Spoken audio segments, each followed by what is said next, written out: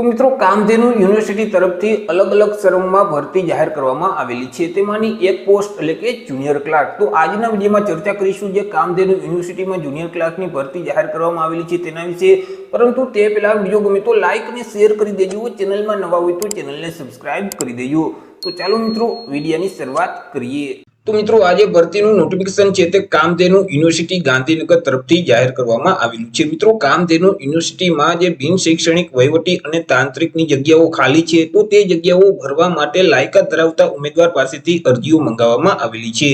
તો સૌથી પહેલા ચર્ચા કરી લઈશું કંઈક અગત્યની તારીખ વિશે।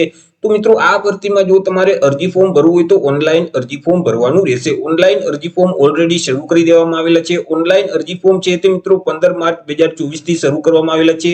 15 માર્ચ 2024 થી લઈને 25 એપ્રિલ 2024 સુધીમાં તમારે ઓનલાઈન અરજી કરી દેવાની રહેશે।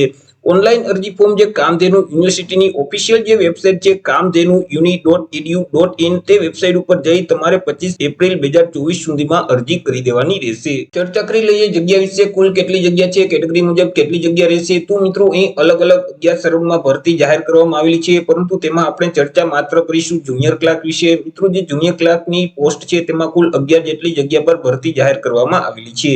હવે આ જે 11 જગ્યા છે તેમાંથી સામાન્ય વર્ગના ઉમેદવાર માટે 7 જગ્યા રહેશે। 7 માંથી 2 જગ્યા મહિલા ઉમેદવાર માટે અનામત રહેશે। તે સિવાય ઓબીસી એટલે કે એસસીબીસી કેટેગરીના ઉમેદવાર માટે 2 જગ્યા છે। એસસી કેટેગરી માટે એક પણ જગ્યા નથી। એસટી કેટેગરી અને ઈડબ્લ્યુએસ કેટેગરી બંને માટે એક એક જેટલી જગ્યા રહેશે।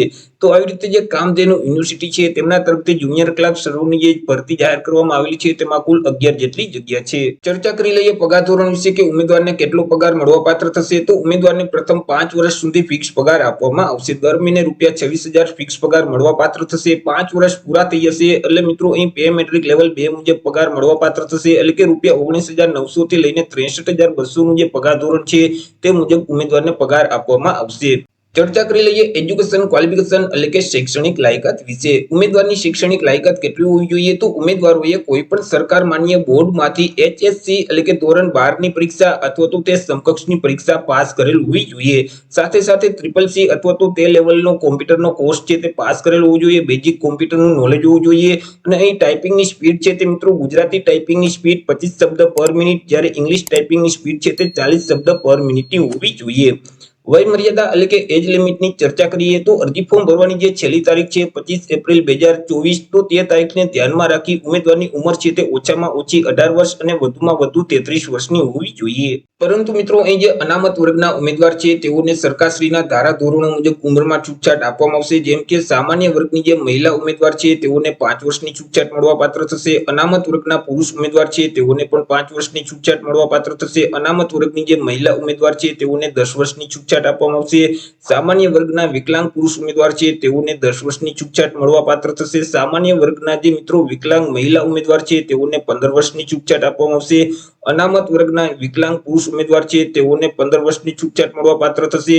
તે સિવાય અનામત વર્ગના જે વિકલાંગ મહિલા ઉમેદવાર છે તેઓને 20 વર્ષની ઉંમરમાં છૂટછાટ મળવાપાત્ર થશે। માજી સૈનિક છે તો તેઓએ જે સંરક્ષણ સેવા બજાવેલ છે તે ઉપરાંત 3 વર્ષની ઉંમરમાં છૂટછાટ મળવાપાત્ર થશે। સિવાય બાકી જે તમામ ઉમેદવારની ઉંમર છે તે અરજી ફોર્મ ભરવાની જે છેલ્લી તારીખ છે 25 એપ્રિલ 2024, તો તે તારીખના રોજ ઓછામાં ઓછી 18 વર્ષ અને વધુમાં વધુ 33 વર્ષની ઉંમર હોવી જોઈએ। વાત કરી લઈએ અરજી ફી વિશે, કયા ઉમેદવારોએ કેટલી અરજી ફી ભરવાની રહેશે। તો માજી સૈનિક સિવાય તમામ ઉમેદવારોએ અરજી ફી છે તે ભરવાની રહેશે। અરજી ફી છે તે તમારે ઓનલાઈન જ ભરવાની રહેશે। મિત્રો અરજી ફી તમે નેટ બેન્કિંગ, ક્રેડિટ કાર્ડ અથવા ડેબિટ કાર્ડ કે યુપીઆઈ ના માધ્યમથી ભરી શકશો।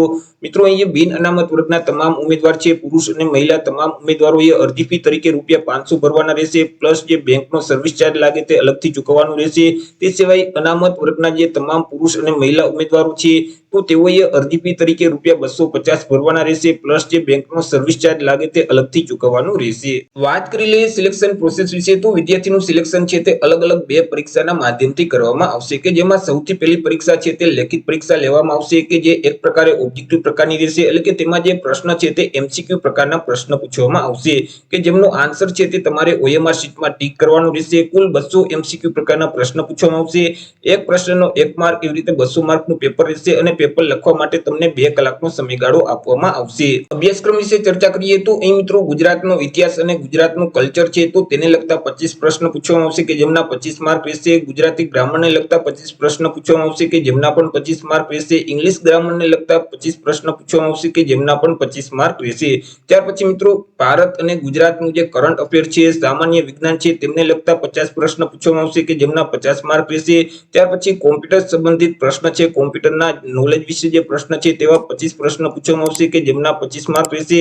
તે સિવાય મિત્રો પબ્લિક એડમિનિસ્ટ્રેશન અને ભારતનું જે બંધારણ છે તો તેમાંથી કુલ 50 પ્રશ્ન પૂછવામાં આવશે કે જેમના 50 માર્ક રહેશે। આવી રીતે કુલ 200 માર્કનું પેપર રહેશે। એક પ્રશ્નનો 1 માર્ક, એવી રીતે 200 પ્રશ્ન પૂછવામાં આવશે।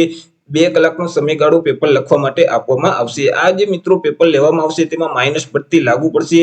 જો તમે પ્રશ્નનો જવાબ ખોટો ટીક કરશો તો તેવા સંજોગોમાં 0.25 માર્ક માઇનસ કરી દેવામાં આવશે। જે વિદ્યાર્થી મિત્રો લેખિત પરીક્ષામાં પાસ થઈ જશે તો આગળ તેઓએ કોમ્પ્યુટર પ્રોફિશિયન્સી ટેસ્ટ દેવાની રહેશે। આ જે કોમ્પ્યુટર પ્રોફિશિયન્સી ટેસ્ટ છે તે કુલ 100 માર્કની રહેશે કે જેમાં મિત્રો ગુજરાતી ટાઈપિંગના કુલ 20 માર્ક રહેશે। ઇંગ્લિશ ટાઈપિંગના જે માર્ક છે તે પણ 20 રહેશે। તે મિત્રો બેઝિક કોમ્પ્યુટરનું નોલેજને સંબંધિત જે પ્રેક્ટિકલ ટેસ્ટ લેવામાં આવશે કે જેમના 60 માર્ક રહેશે। આવી રીતે કુલ જે કોમ્પ્યુટર પ્રોફિશિયન્સી ટેસ્ટ લેવામાં આવશે તે 100 માર્કની રહેશે અને તેના માટે તમને 1 કલાક અને 30 મિનિટનો સમયગાળો આપવામાં આવશે। આવી રીતે મિત્રો બંને ભાગની પરીક્ષા તમારે આપવાની રહેશે અને બંને ભાગમાં પાસ થવા માટે ઓછામાં ઓછા 40% કે તેના કરતાં વધારે માર્ક તમારે મેળવવાના રહેશે। અને મિત્રો બંને ભાગમાં તમે જે માર્ક મેળવેલ છે તેનું એક મેરિટ મર્જ કરવામાં આવશે અને મેરિટના આધારે વિદ્યાર્થીનું સિલેક્શન કરવામાં આવશે। તો આવી રીતે મિત્રો કામધેનુ યુનિવર્સિટીમાં જુનિયર ક્લાર્કની ભરતી જાહેર કરવામાં આવેલી છે કે જેમના અરજી ફોર્મ શરૂ કરી દેવામાં આવેલા છે। તમારે કામધેનુ યુનિવર્સિટીની ઓફિશિયલ વેબસાઇટ છે તેના ઉપર જઈ અરજી કરી દેવાની રહેશે। તો આશા રાખું છું વિડીયો પસંદ પડ્યો હશે। વિડીયો પસંદ પડ્યો હોય તો લાઈક અને શેર કરી દેજો। ચેનલમાં નવા હોય તો ચેનલને સબસ્ક્રાઇબ કરી દેજો। ફરી મળીશું એક નવા ટોપિક સાથે એક નવા જ વિડીયોમાં। અત્યાર સુધી જય હિન્દ, વંદે માતરમ।